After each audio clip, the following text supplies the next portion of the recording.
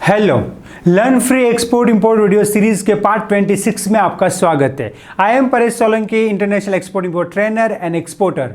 ये वीडियो में आपको बताऊंगा step by step process of export fruit and vegetable in Reifer container. Yes, आप फ्रूट एंड वेजिटेबल एक्सपोर्ट करना चाहते हो तो ये प्रोसेस जानना आपके लिए बहुत ही इंपॉर्टेंट है। मैं खुद भी एक एक्सपोर्टर हूँ और मैं fresh fruit and vegetable export करता हूँ, तो मुझे मालूम है कि इसका प्रोसेस क्या है। तो स्टेप बाय स्टेप मैं आपको बताता हूँ कि फ्रूट एंड वेजिटेबल को रीफर कंट्री में कैसे एक्सपोर्ट करना है।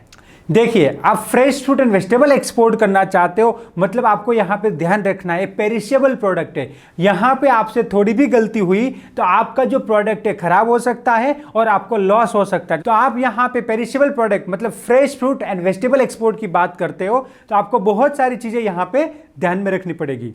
तो सबसे इंपॉर्टेंट चीज है यहां पे फ्रेश प्रोडक्ट का प्रोक्योरमेंट। यस, आपको क्या करना है, आपको एजेंट से प्रोडक्ट परचेज करना है या फिर आप कोल्ड स्टोरेज से प्रोडक्ट परचेज करते हो या डायरेक्ट आप जो है फार्म से परचेज कर सकते हो। मैं रिकमेंड करता हूं, पॉसिबल है तो आप फार्म से परचेज कीजिए, तो आपका जो है परचेजिंग कॉस्ट जो है कम आएगा। वो एक बहुत ही अच्छी बात है और वो आपके प्रॉफिट को इफेक्ट करेगा। देखिए, अगर आपको 5 रुपीज भी पर किलो कोई चीज महंगी पड़ती है तो आप यहां पे प्रैक्टिकल समझिए कि एक कंटेनर के अंदर जो है 20 टन, अराउंड 20 टन जो है गुड्स एक्सपोर्ट होता है। 20 टन का मतलब होता है 20,000 किलो, और पर किलो अगर 5 रुपीज का डिफरेंस आता है और 20,000 किलो मतलब हो गया 1 लाख रुपीज का डिफरेंस आएगा। आपका 1 लाख रुपीज तो यहां पे ही चला गया। अगर आपने डायरेक्ट प्रोक्योरमेंट किया है या आपने बेसिक प्रोक्योरमेंट किया है तो आपको जो है 1 लाख रुपीज का बेनिफिट हो सकता है।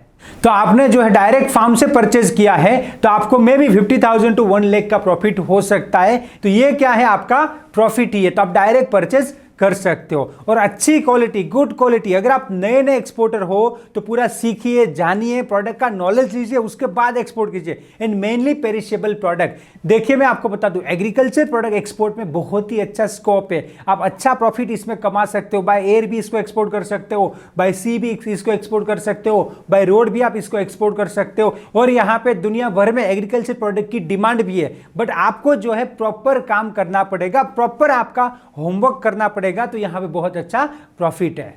तो सबसे पहले प्रोडक्ट का प्रोक्योरमेंट करना है, उसके बाद जो आपको करना है उसका शॉर्टिंग एंड ग्रेडिंग करना है। शॉर्टिंग एंड ग्रेडिंग करना है कोल्ड स्टोरेज में ले जाके, उसका शॉर्टिंग एंड ग्रेडिंग करना है।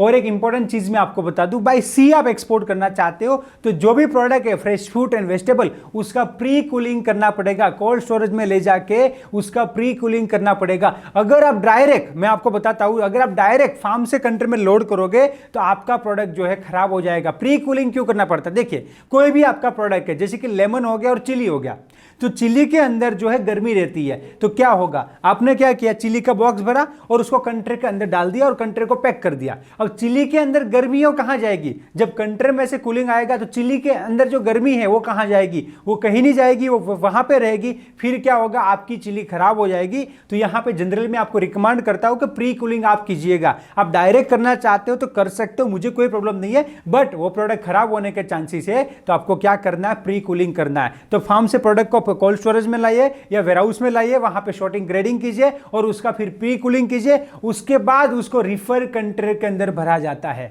और सबसे इंपॉर्टेंट चीज है, जब आप रिफर कंट्री के अंदर एक्सपोर्ट करते हो तो सबसे पहले आपको जो कंटेनर खाली है उसका टेंपरेचर मेजर करना है कि उसका टेंपरेचर, जनरली जो है फ्रेश फ्रूट एंड वेजिटेबल जो है 7 टेंपरेचर पे जाते। फिर भी आपको एक्सपर्ट को पूछ सकते हो। इसमें क्या होगा कि टेंपरेचर जो है प्रोडक्ट टू प्रोडक्ट वेरी करता है, तो आपका क्या प्रोडक्ट है इस हिसाब से जो है आपको टेंपरेचर सेट करना पड़ेगा। तो एक बार आपने खाली कंट्री का टेंपरेचर चेक कर लिया, उसके बाद जो है आपको स्टफ करना है। और जब आप रिफर कंट्री के अंदर कार्गो को स्टफ करते हो तो कंटेनर के अंदर बॉक्स के बीच में थोड़ी थोड़ी आपको जगह रखनी है। तो यहां पे वीडियो में प्रैक्टिकल बताता हूं कि कैसे पूरा प्रोसेस होता है। तो अभी यहां पे कंट्री का लोडिंग हो रहा है, आप देख सकते हो पोमोग्रेनेट जो है यहां पे लोड हो रहा है।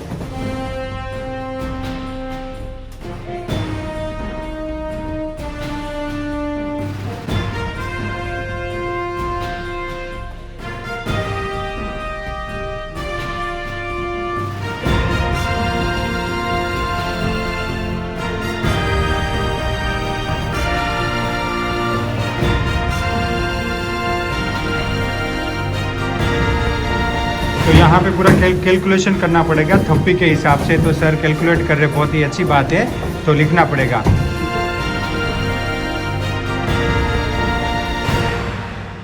तो आपने यहां पे देखा कि जब हम रिफर कंट्री के अंदर एक्सपोर्ट करते हैं तो क्या क्या प्रोसेस होता है। तो देखिए यहां पे एक्सपोर्ट इंपोर्ट करना बहुत ही सिंपल है। आप भी एक्सपोर्ट इंपोर्ट बिजनेस कर सकते हो और सक्सेसफुल एक्सपोर्टर बन सकते हो। Thank you for watching this video. क्या आप step by step practically export import सीखना चाहते हो? Then join advance level export import practical training everything about export import, जिसके अंदर 100% एक्सपोर्ट इंपोर्ट सिखाने का गारंटी है with life time support. To registered call now. Let's go global together. Thank you.